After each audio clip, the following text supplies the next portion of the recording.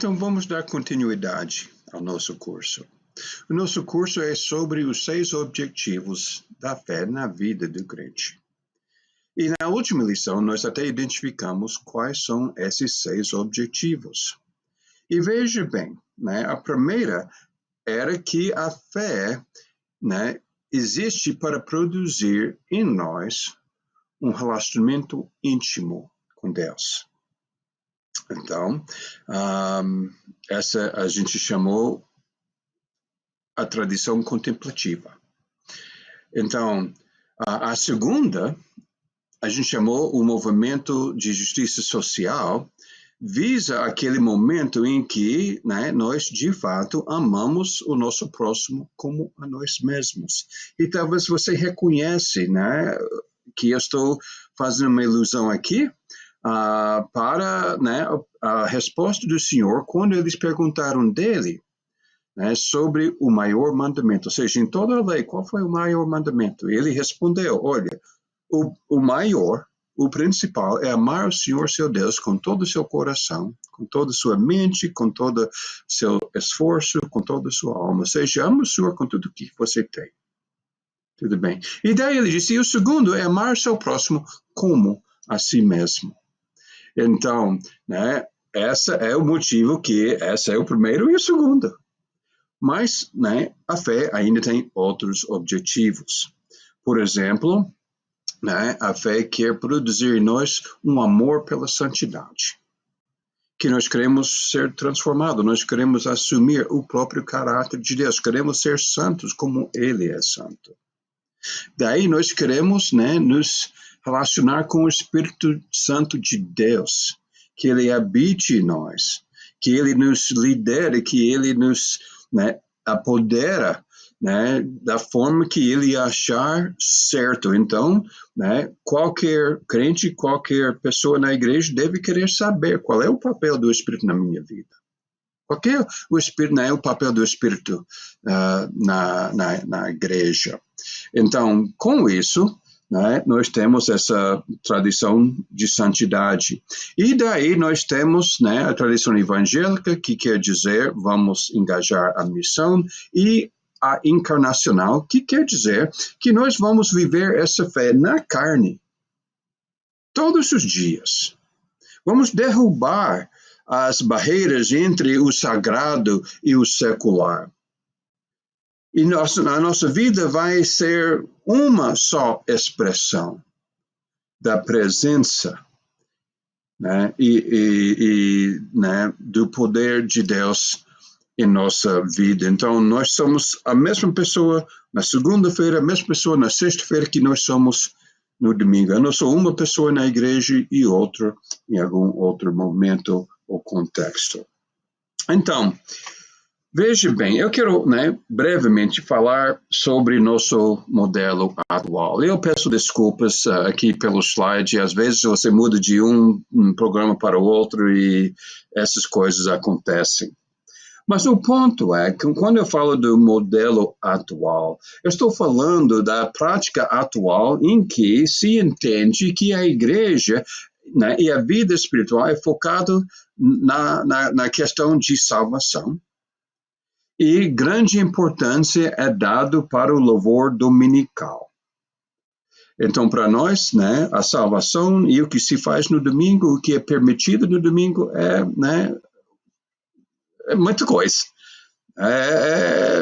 Questões centrais, questões chaves para o nosso entendimento, a nossa vida espiritual. Daí a gente nota também que o modelo atual sustenta uma forte distinção entre o sagrado e o secular. Ou seja, muitas vezes na igreja a gente até percebe que as pessoas são uma coisa quando estão na igreja, talvez outra coisa em outro contexto, no trabalho, no bairro, entre seus amigos. Então, a gente quer derrubar essa ideia que quem eu sou no domingo e quem eu sou no resto da semana pode ser diferente. Não. Eu sou a mesma pessoa. 24 horas por dia, 7 dias por semana, porque a vontade de Deus, né, visa mais do que o meu domingo, visa mais de que algumas horas que estamos unidos em louvor do Senhor. Também podemos observar que muitas vezes nosso modelo atual, né, é excessivamente focado em nossos interesses e nossas ambições. Tanto é que a gente tem agora, né, até um termo que fala sobre o evangelho de prosperidade. Ou seja, de repente, né, nós somos praticamente, nossa prosperidade, nossos interesses são, né, importantes por dentro da questão da vida espiritual. Né? Nosso sucesso é tão importante quanto a grandeza, sei lá, de Deus, quanto, né, o plano de Deus em nossa vida. E, por fim, esse modelo muitas vezes enfatiza doutrinas, rituais, tradições, crenças distintas de diversos grupos e sustenta divisões arraigadas que existem no mundo religioso. Então, por isso, né, o nosso modelo atual talvez precise ser revisto em função desses 6 objetivos da fé. Então, talvez seja agora a hora de perguntar o que é que tudo isso tem que ver com buracos em nossa vida espiritual e a questão de equilíbrio na prática da nossa fé. Então, nós estamos promovendo uma fé que aceita, aborda, que progride em todos os 6 aspectos de fé, todos os 6 propósitos da fé. Então, nós queremos evitar aquilo que eu falei na última aula sobre Jim Croce, né? Aquela música. E a música dele, onde esse sujeito aparecia uma quebra-cabeça com, né, diversas peças, né, faltando. Então, eu falei que essa é uma até avaliação, descreve a realidade da vida espiritual de muitas pessoas. Diversos peças, elementos, componentes da sua fé estão em falta, porque não têm entendido os objetivos da fé. Bem, então, a ideia, nós estamos defendendo a tese que nós devemos viver uma vida equilibrada. Ou seja, nós temos que nos dedicar ao lado contemplativo, né, ao trabalho evangélico, né, ao princípio carismático de querer saber qual é o papel do Espírito na vida do crente, na vida da igreja. Devemos buscar a santidade, crescer na santidade, idealizar e, né, insistir na santidade, como também vamos amar o nosso próximo, e nós vamos viver isso 24 horas. Nós vamos fazer essa, né, fé viver em nosso ser, nossa vida cotidiana. Né? E a ideia é que uma fé equilibrada irá exigir que expandamos a nossa fé e envolvamos áreas, né, da fé que até esse momento nós não temos explorado muito. Porque são talvez desconhecidas, são desconfortáveis, até não são, assim, muitas vezes bem vistos, bem-vindos, de acordo com nossa tradição espiritual. Um outro benefício que esses 6 objetivos nos proporcionam é que uma vez que eu entendo que, né, esses são os 6 objetivos e eu estou começando nesse lugar de acordo com, né, a dádiva de Deus na minha vida, a fé que Ele tem me proporcionado, até a tradição religiosa em que eu fui criado. E você, né, está começando em outro lugar, talvez enfatizando uma ou outro desses valores, né, todos os quais são, né, legítimos diante de Deus. Então, o ponto é que, de repente, né, esse modelo mais abrangente cria uma certa empatia com a batalha das outras pessoas para superarem nas suas vidas as mesmas limitações e preconceitos que eu tenho na minha vida, em relação a 6 objetivos da fé. Como veremos, nós estamos trabalhando, né, com a ideia que, né, nós devemos viver uma vida equilibrada, nós devemos admitir um papel mais abrangente para a fé em nossas vidas. E todos nós compartilhamos o mesmo objetivo. Nós todos queremos defender e praticar uma fé que incorpora todos os 6, né, critérios essenciais e ainda que enfatiza que essa é uma tarefa que temos em comum. Você começando onde você está começando, eu começando onde eu comecei, mas né, o objetivo, a direção, o objetivo final é o mesmo. Queremos enfatizar o que é compartilhado, não o que nos divide. E o que nós compartilhamos é o desejo de, né, realizar e crescer em todos os 6 objetivos de fé, até a gente chega à plenitude de Cristo. Bem, por fim, chegamos à questão de equilíbrio. Nosso novo modelo mais completo mostra o quanto que nosso modelo atual, né, mostra quanto a nossa vida espiritual foi vivida fora de equilíbrio.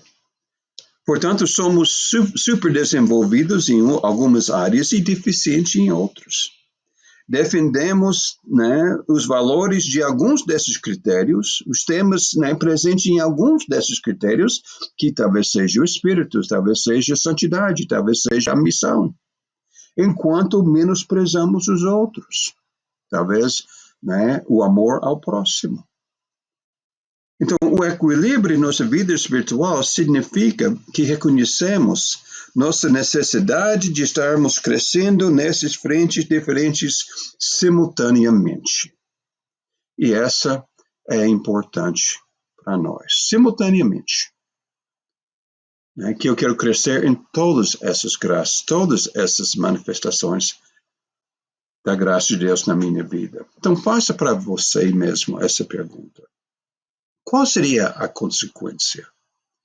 Quais seriam as sequelas se a gente fosse ignorar, um exemplo, o papel do Espírito em nossa vida, o papel do Espírito na vida da sua igreja?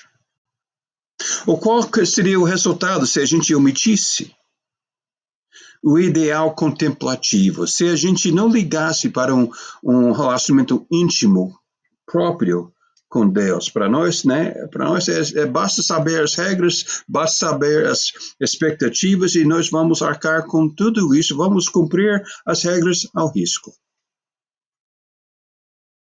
Portanto, um relacionamento íntimo com Deus nunca foi desenvolvido. Qual seria o impacto de descartar a questão de justiça social, de descartar a obrigação nossa de amar o nosso próximo como a si mesmo? Veja bem, tudo isso teria sérias sequelas. É isso que estou querendo dizer. Teremos sequelas. Vai ter, né? Vamos sofrer em função, né, de qualquer omissão dessas, já que todos são importantes, todos são obrigados, nada desses são, né, negociáveis com Deus. Nós teremos que arcar, temos que crescer, temos que assumir todas elas. Com certeza, omitindo qualquer um desses vai implicar para nós uma deficiência espiritual apreciável. Mas essa tem sido a vida e a forma que temos vivido a nossa fé até o dia de hoje. Então, né, como eu estava falando, realmente, para a gente deixar qualquer uma dessas prioridades, qualquer objetivo de fé ao lado de ignorar, omitir, né, aquele valor e os temas e valores envolvidos naquele, né, objetivo, vai amontoar, né, deficiências espirituais que vão, né, ter consequências em nossa vida espiritual. Então, a gente não pode nem pensar, né, que vamos ignorar a justiça social, porque, afinal de contas, Tiago, o irmão do Senhor, disse que a fé pura e imaculada é o que é. Ele disse, olha, é cuidar das viúvas e dos órfãos. Né? E isso sem falar sobre, né, a santidade, assumir a missão, ou, né, viver aquela fé na carne 24 horas por dia, 7 dias por semana, ou seja, a parte encarnacional. Então, olha, devemos entender que sempre haverá sequelas. Né? Nós não podemos, né, ignorar qualquer uma dessas expressões de fé. A ideia que nós podemos escolher entre esses valores, bem, é uma abordagem típica, mas inútil. Não é útil em nossa vida espiritual. Então, eu vou querer agora apresentar para você, né, a teoria de Baldi de espiritualidade. Essa foi, né, proposta por Christian Schwartz no seu livro Natural Church Growth, ou seja, crescimento natural da igreja. E nessa, o Schwartz, né, nos fornece a imagem de uma balde, né, uma balde velha, não é plástico, é feito como antigamente eram feitos, de ripas diferentes, né, e ele está, né, sugerindo que, né, e você vê aqui, cada ripa tem, né, um buraco, tem furos aqui. Então, o balde parece dessa forma. Então, ele está dizendo, pense dessa forma, cada ripa representa um dos componentes que temos descrito. Todos têm seus próprios temas, ou seja, a santidade tem seus temas, né? A missão, né, a evangelização, né, tem seus temas e seus valores. Cada um tem seus temas, cada um tem seus valores. E, né, o Schwartz, né, a colocação dele é, né, simples. Cada um desses componentes representa uma força, uma virtude nossa, se o furo estiver locado lá em cima. Né? Mas se o furo for, como no lado esquerdo aqui, lá embaixo, então essa representa uma falha, uma fraqueza. Então, e a ideia é, né, que, né, para encher nossa balde espiritual, nós temos que entender como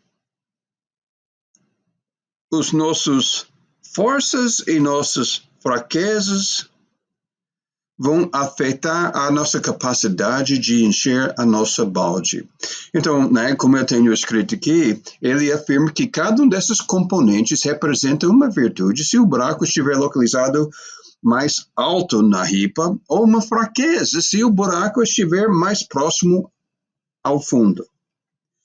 Portanto, ele, né, conclui que encher nossa balde espiritual será impedido por nossa área de maior fraqueza, à medida que sangramos vitalidade, começando já a partir do nosso buraco o furo mais baixo.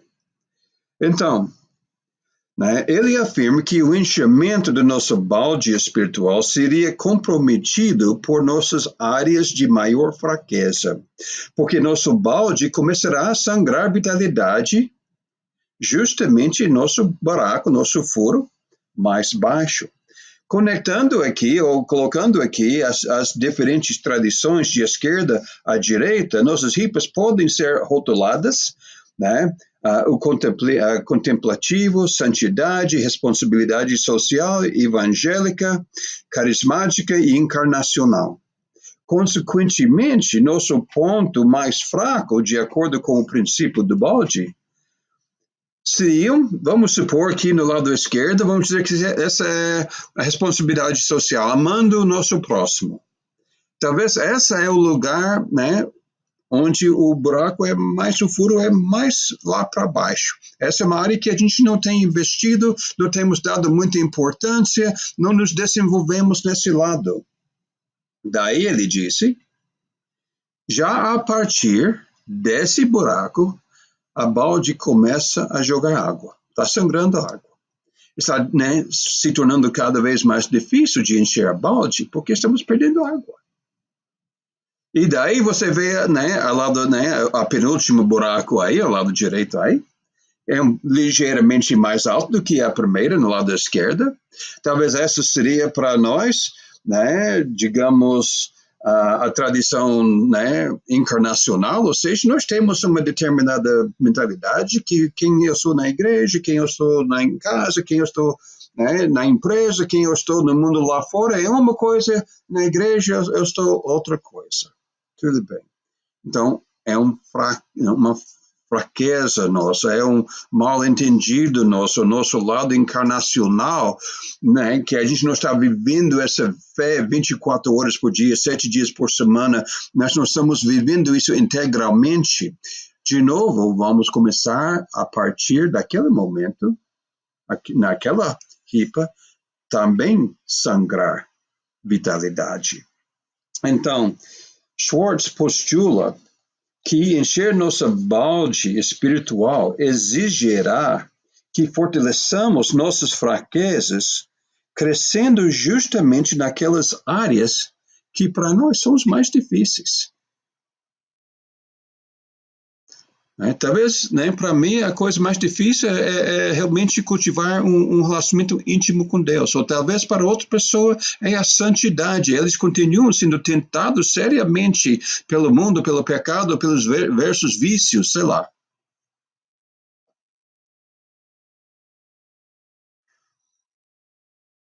Então, o que devemos entender é que, de repente, né, esses lugares onde a nossa fé é mais fraca, já começamos a sangrar vitalidade. Podemos ser fracos na área por falta de esforço nosso. Pode ser por questão de viés teológico, ou seja, eu sou teologicamente predisposto a desacreditar, sei lá, né? Não quero nem saber do Espírito Santo, eu não quero nem saber da justiça social, eu só quero pregar o Evangelho, eu só quero salvar almas. Tudo bem. O ponto é. E a última, e às vezes a gente não, né, assim,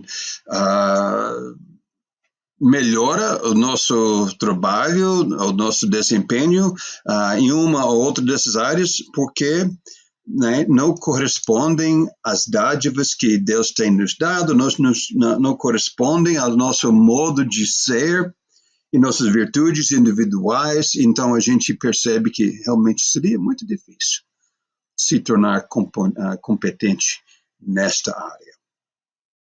Então, pode ser que simplesmente recusamos a investir o esforço necessário para alcançar um nível de competência e, como resultado, ficamos estagnados. Então, considere o seguinte: nossa área mais fraca torna-se nosso fator limitante. Então, a questão é: qual é a sua área mais fraca? Você é fraco na oração? Pouco íntimo com Deus? Falta compaixão com os outros? Falta em relação com o Espírito Santo e seu fruto? Você acha difícil viver a vida de fé 24 horas por dia, 7 dias por semana? Essa fraqueza, seja o que for, acaba limitando tanto o seu crescimento como a sua utilidade no reino de Deus. Então,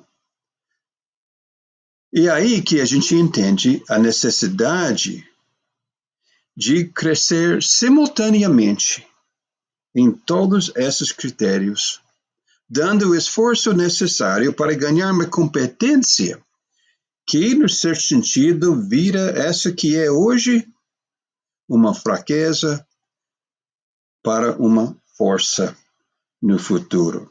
E veja bem, nós temos que fazer isso simultaneamente, porque se a gente não fizer isso, vamos simplesmente acabar, né, trocando uma fraqueza para outra. Então, nós trabalhamos em cima do amor do próximo, mas, né, o lado de espírito, né, de investir, de entender o trabalho do espírito na minha vida ainda está embaixo.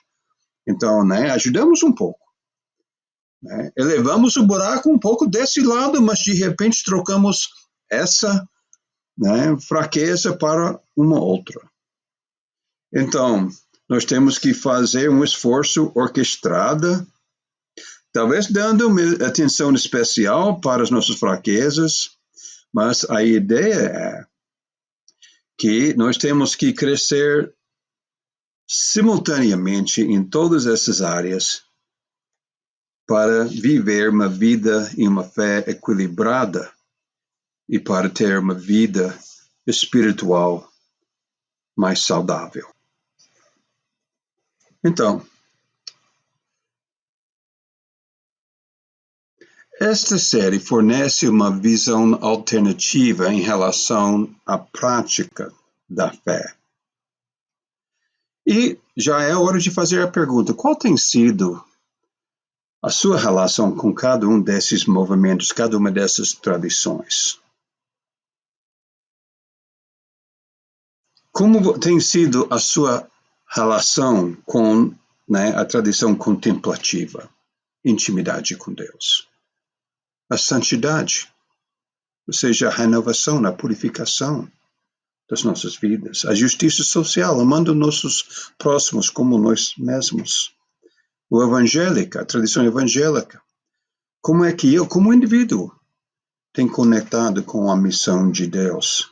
A tradição carismática, como eu disse, todos nós devemos querer entender qual é o papel do Espírito na minha vida, qual é o papel do Espírito na sua igreja. E, enfim, qual é o seu relacionamento com o movimento encarnacional em que você está, né, vivendo na carne aquela fé, todo sempre, todo dia, mesma coisa, a mesma pessoa, estando na igreja ou em outro canto. Quais desses empreendimentos você tem assumido e quais tem você omitido?